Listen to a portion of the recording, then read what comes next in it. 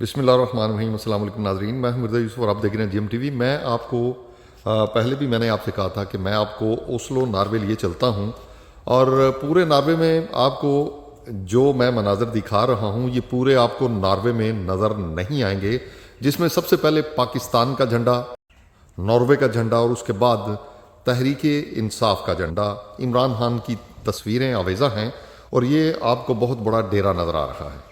ये आप देख सकते हैं कि आज भी डेरा जो बनाया गया है हाजी मोहम्मद अफजाल कराड़ी वाला ने, और इसमें ये तहरीक इंसाफ का आपको झंडा, खान साहब की तस्वीर और उसमें कश्मीर का झंडा भी इधर आपको नजर आएगा। ये बहुत बड़ी देखें जी आप, ये ग्राउंड भी है और इतना बड़ा, ऐसे ही जैसे हम किसी कस्बे में, किसी ज़िला गुजरात में या पंजाब के गांव में आ गए हैं। ये आपको नज़र आएगा दूर दूर तक आपको ये ज़मीन, और ये देखें आप जी।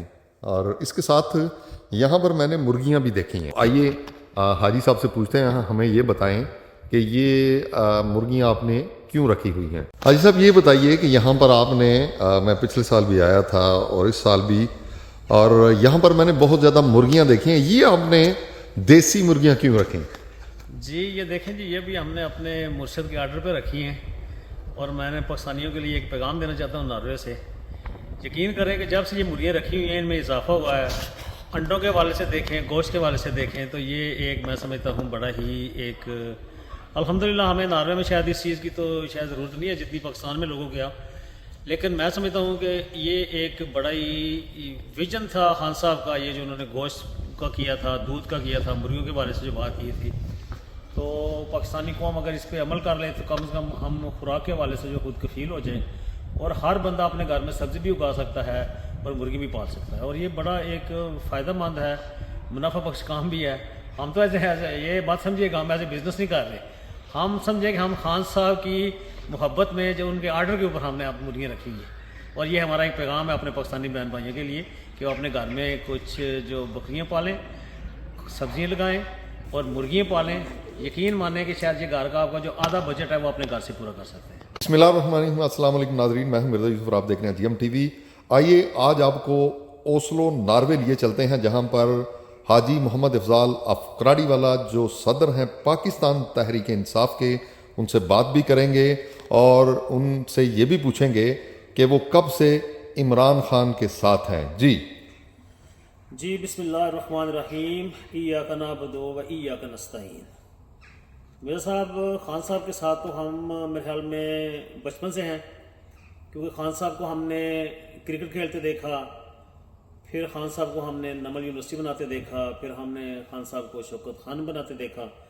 तो खान साहब हमारे मुर्शद हैं, वो जिधर जिधर गए हैं हम एज ए उनके मुरीद उनके पीछे पीछे चलते रहे हैं। और अगर नॉर्वे के हवाले से बात करें तो 95% जो नॉर्वे के ओवरसीज़ पाकिस्तानी हैं वो खान साहब के बिल्कुल साथ हैं। तो अगर तहरीक इंसाफ समझे तो ये पूरा जो नॉर्वे है ये तहरीक इंसाफ का नॉर्वे है। मेरे साथ देखें, ये जितने जो इन्होंने केसेस बनाए हैं, अगर उनको देखा जाए तो मेरे ख्याल में एज ए पाकिस्तानी हमारा सर शर्म से झुक जाता है।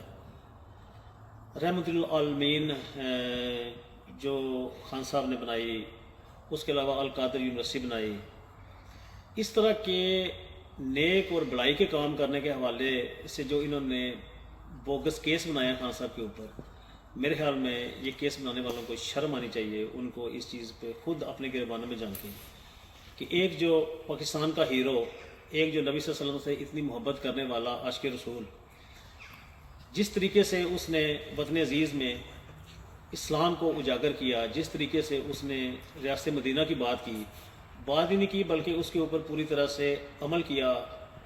ख़ातमुन नबीयीन जो उन्होंने अथॉरिटी बनाई, दोबारा कुरान पाक क्लासेस में जो स्कूल में उन्होंने शुरू की, तो ये जो सारी एफ़र्ट्स हैं, ये सारी की सारी अगर देखा जाए तो वो एक इस्लामी पाकिस्तान की तरफ जा रही थी।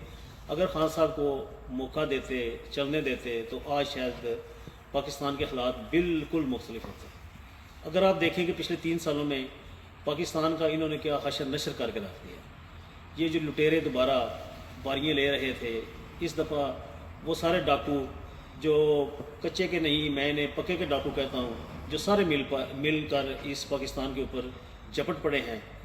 अल्लाह ताला मेरे इस मुल्क को महफूज रखे اور خان صاحب کی قیادت میں انشاءاللہ ہم بہت جلد حقیقی آزادی کا سفر دوبارہ شروع کریں. اس کے علاوہ میں سمجھتا ہوں کہ چودھری پرویز لائی جو عمر کے اس حصے میں اتنے اپنے ہمت کے ساتھ اور اتنے حوصلے کے ساتھ تحریک انصاف کے ساتھ اور خان صاحب کے ساتھ ڈٹ کر کھڑے ہوئے ہیں، اور ان کے گھر کی خواتین جو ہماری بہنیں ہیں، جو ہماری مائیں ہیں، ان کے ساتھ جو ظلم اور زیادتی کا جو بازار گرم کیا ہوا انہوں نے، میں سمجھتا ہوں کہ میرا سلام ہے میری ان بہنوں کو، میری ان ماؤں کو، کہ جو ان مشکل حالات میں بھی خان صاحب کے ساتھ تحریک انصاف کے ساتھ کھڑے ہیں.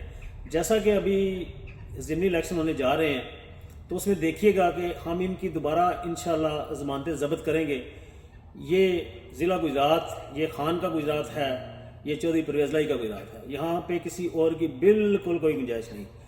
آپ 45 والا اگر ڈرامہ نہ کیا اور 47 والا فارم 47 کی اگر بات ہوئی تو پھر دیکھیے گا کہ یہ ان کو کہیں منہ چھپانے کی جگہ نہیں ملے گی ہمارے مخالفین کو. سب کو لے کے آنا ہماری مجبوری ہے. ابھی آپ دیکھیں کہ اس الیکشن میں 90% سے زیادہ لوگوں نے پاکستان کے اندر ہمارا نشان چھیننے کے باوجود، ہمارا جو ہے بلہ انہوں نے ہمارا چھین لیا، ہماری پارٹی کو بین کر دیا، اس کے باوجود بھی پاکستان کی عوام نے ڈھونڈ کر خان صاحب کے کینڈیڈیٹس کو ٹھپے لگائے اور ان کو مورے لگائیں. یہ جو الیکشن تھا یہ کسی بھی کینڈیڈیٹ کا نہیں تھا، یہ خاص الیکشن خان صاحب کا تھا. اور ہم نے اپنی زندگی میں اس چیز کو دیکھا ہے کہ جو جتنی ہم پرانے وقتوں میں سوچتے تھے کہ یہ الیکٹیبل ہے، یہ کروڑوں روپیہ لگا سکتا ہے، یا ہمارے بزرگ کہتے تھے کہ میں فلاں گاؤں میں گیا ہوں اس کو پدرا کر کے آ گیا ہوں، تو یہ جتنی میتھ تھی ساری وہ خان صاحب نے سب کی سب توڑ دی ہے. یہ خان کا پاکستان ہے، اور جتنی جلدی ہم یہ اس چیز کو سمجھ لیں ہمارے لیے اتنا ہی اچھا ہے اور اتنا ہی اچھا پاکستان کے لیے ہے. تو میری گزارش ہے اپنے سارے احباب سے، ہمارے سارے جو پلرز ہیں جو ریاست کے، ان سے کہ خدا را اس ملک پر رحم کھائیں اور خان صاحب کو واپس لے کے آئیں. اور اگر ہم پاکستان کے قرضے کی بات کرتے ہیں تو میں آپ کو یقین دلاتا ہوں کہ خان صاحب کی ایک آواز پہ اوورسیز پاکستانی یہ پاکستان کا سارا قرضہ اتار دیں گے. لیکن بشرطیہ اس میں یہ ہے کہ یہ جو چور اور ڈاکو، جو آئی پی پیز کو جو مختلف قسم کے انہوں نے جو ٹھیکے دیے ہوئے ہیں، جو انہوں نے مختلف قسم کے جو انہوں نے نوازا ہوا ہے لوگوں کو، ان سے وہ چیزیں واپس لیں. اور جب پتہ چل جائے اوورسیز پاکستانی کو کہ ابھی پاکستان کے اندر لا اینڈ آرڈر کی سچویشن ٹھیک ہے، جو ہم پیسہ بھیجیں گے وہ صحیح ہاتھوں میں جائے گا، اور یہ جو اشرافیہ کے جو خراجات ہیں جو اربوں روپے میں بنتے ہیں، اس کے اوپر ہمیں کنٹرول کرنا ہے. اور یہ خان صاحب بھی کر سکتا ہے، اور مشکل فیصلے مشکل وقت میں ایک پاپولر لیڈر ہی کر سکتا ہے. اور اس میں کوئی دو رائے نہیں کہ آج کا پاکستان کا سب سے پاپولر لیڈر عمران خان ہے. حاجی صاحب مجھے یہ بتائیے گا کہ پاکستان تحریک انصاف کے جو قائد ہیں عمران خان، جب وہ وزیر اعظم بنے تو تب اور اب میں کیا فرق ہے؟ جی اس حوالے سے تو میرے خیال میں اگر جتنے پروجیکٹ خان صاحب کے دور میں شروع ہوئے ہیں، جس میں صحت کارڈ لیں، اس میں آپ لنگر خانہ لیں، آپ اسکالرشپ کے حوالے سے جو انہوں نے کام کیے ہیں، البتہ اگر اس میں اگر دیکھا جائے تقریباً 100 سے زیادہ پروجیکٹ تو میں شاید آپ کو بھی گنوا سکتا ہوں جو خان صاحب نے شروع کیے. اور پاکستان ترقی کی راہ پر گامزن ہو چکا تھا، اور اس وقت کے پاکستان کو اور اگر آج کے پاکستان کو دیکھیں تو اس میں زمین آسمان کا فرق ہے. ڈالر کو دیکھ لیں آپ، اس کی قیمت کدھر چلی گئی ہے. آپ لا اینڈ آرڈر کی سچویشن کو دیکھ لیں، آپ جس حوالے سے بھی پاکستان میں دیکھ لیں، ہمارا دل دکھی ہوتا ہے، خاص کر جب ہم اوورسیز میں بیٹھے پاکستان کی یہ حشر اور یہ حالت ہوتی دیکھ رہے ہیں تو ہمارا دل بڑا ہی دکھتا ہے، بڑی تکلیف ہوتی ہے. اور خان صاحب کا پاکستان اور آج کے پاکستان میں سمجھتا ہوں کہ زمین آسمان کا فرق ہے. اب پٹرول کی قیمتوں میں دیکھ لیں، اگر خرد و اشیاء کی جو قیمتیں ہیں خرد و نوش کی، اس کو دیکھ لیں، تو ہر حوالے سے آپ کو ایک بہت بڑا فرق نظر آئے گا.